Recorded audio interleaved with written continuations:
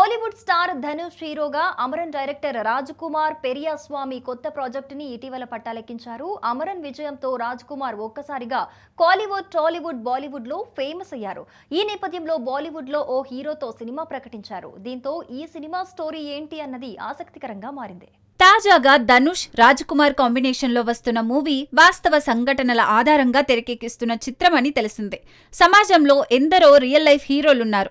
వాళ్ల కథను సినిమాగా మలిస్తే అద్భుతాలకు అవకాశం ఉందని ఓ సందర్భంలో రాజ్ కుమార్ వ్యాఖ్యానించారు. ఈ నేపథ్యంలో ధనుష్ ప్రాజెక్టు కూడా రియల్ స్టోరీ ఆధారంగానే తెరకెక్కుతుందని కోలీవుడ్ మీడియాలో ప్రచారం ఊపందుకుంది. ఆ స్టోరీ ఏంటి అన్నది రివీల్ కాలేదు, కానీ దేశాన్ని కుదిపేసిన మరో ఘటన అని తెలుస్తోంది.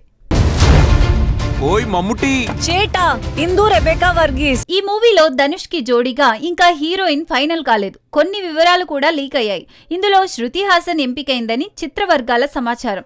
ఓ డిఫరెంట్ పాత్రలో శృతి హాసన్ నటిస్తుందట. ఇప్పటి వరకు శృతి పోషించని రోల్ ఇదని అంటున్నారు. రామస్వామి పాత్ర గురించి చెప్పకుండా మరో మాట లేకుండా ఎస్ చెప్పిందట.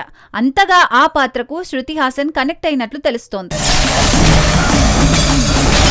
ధనుష్ తో కలిసి నటించడం ఇది రెండవసారి. కెరీర్ ఆరంభంలో ఇద్దరు జంటగా 3 అనే మూవీ చేశారు.